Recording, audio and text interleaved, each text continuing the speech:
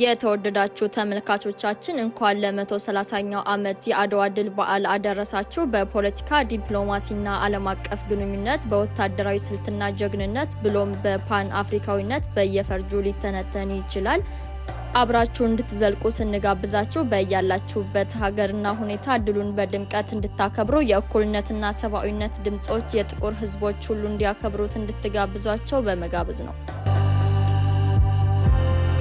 ዘመኑ የሮማ ካቶሊካዊት ቤተክርስቲያን በዓለም ላይ ገናና የነበረችበት ነው። የኢትዮጵያ ኦርቶዶክስ ተዋሕዶን በካቶሊክ ለመቀየር ብዙ ጥረት ተደርጓል። ሆኖም ነገስታቱ በር ባለመክፈታቸው ጥረቱ ከሽፏል። ያም ሆኖ በዘመነ መሳፍንት ወቅት ጥረቱ እድገት ማሳየቱ አልቀረም። አስቀድሞ ለረጅም ዓመታት በዚህ ልፋት ውስጥ የነበረው የሮማ ፍላጎት የአውሮፓ ቀኝ ገዢዎች አፍሪካን ለመቀራመት በተነሱበት ጊዜ መልካም አጋጣሚ አገኘ። ጣሊያን ኢትዮጵያን ለመውረር ስትነሳ ከቀኝ ግዛት በዘለለ ትልቁ ፍላጎቷ ሃይማኖታዊ ነበር። ይህንንም አስቀድሞ የተረዱት የወቅቱ ንጉሠ ነገሥት እምዬ ምኒልክ ሃይማኖትን፣ ፖለቲካን፣ ውትድርናንና ዲፕሎማሲን ያቀናጀ ምላሽ ሰጥተዋል። ሃይማኖታዊ ገጽታውን መነጽራችን ውስጥ ለማስገባት የምኒልክ የክተት አዋጅ እንመልከት። እግዚአብሔር በቸርነቱ እስካሁን ጠላት አጥፍቶ አገር አስፍቶ አኖረኝ። እኔም እስካሁን በእግዚአብሔር ቸርነት ገዛው። እንግዲህ ብሞትም ሞት የሁሉም ነውና ስለኔ ሞት አላዝንም። ከእንግዲህም ያሳፍረኛል ብዬ አልጠራጠርም።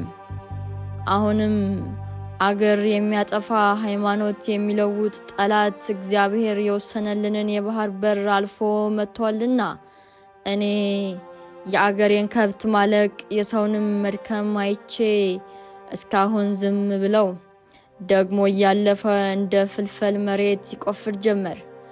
አሁን ግን በእግዚአብሔር ረዳትነት አገሬን አሳልፌ አልሰጠውም። የአገሬ ሰው ከአሁን ቀደም የበደልኩ አይመስለኝም። አንተም እስካሁን አላስቀየምከኝም።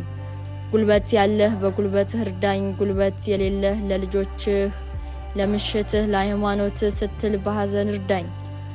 ወስልተህ የቀረህ ግን ኋላ ትጣላኛለህ። አልተውህም። ማርያምን ለዚህ አማላጅ የለኝም። ዘመቻዬ በጥቅምት ነውና የሸዋ ሰው እስከ ጥቅምት ኩሌታ ወረኢሉ ከተህ ላግኝህ። በዚህ አዋጅ ላይ እምዬ ምኒልክ እንደገለጹት ጣሊያን የመጣው አገር ለማጥፋትና ሃይማኖት ለመለወጥ ነው። ህዝባቸው እንዲከተላቸው ሲጠሩም ለሃይማኖት ስትል ውጣ ነው ያሉት። በተመሳሳይ ለመዝመት አቅም የሌለውን በሐዘንህ እርዳኝ ሲሉ በጸሎት እንዲያግዟቸው ጠይቀዋል። ይህ የጣሊያን አመጣጥ ምን ያህል ሃይማኖታዊ እንደነበርና የተሰጠው ምላሽ ለአመጣጡ የሚመጥን እንደነበር አመለካች ነው።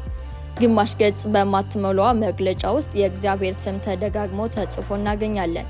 ሲጀምሩ የኃይላቸውና የግዛታቸው መስፋፋት ምንጩ የእግዚአብሔር ቸርነት መሆኑን ይገልጻሉ።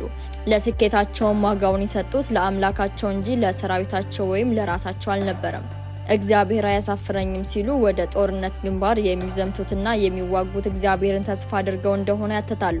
ቀጥሎም ጠላት እግዚአብሔር የወሰነልንን የባህር በር አልፎ መጥቷልና በማለት አገራቸው ኢትዮጵያ የአምላክ ስጦታ መሆኗንና ሕዝቧም ተፈጥሯዊ ባለቤት መሆኗን ይናገራሉ።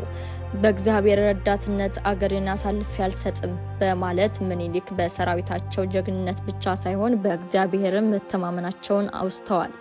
በመጨረሻም አዋጃቸውን ሲዘጉ ወስልተህ የቀረህ በኋላ ትጣላኛለህ፣ አልተውህም። ማርያምን ለዚህ አማላጅ የለኝም። አሁንም ቃላቸውን በእመቤታችን ቅድስት ድንግል ማርያም ስም አትመዋል። እነኚህ ሁሉ የሚያረጋግጡልን ከስርዓተ መንግስቱ ባህሪን በዘለለ የጦርነቱን መንፈሳዊነት ነው።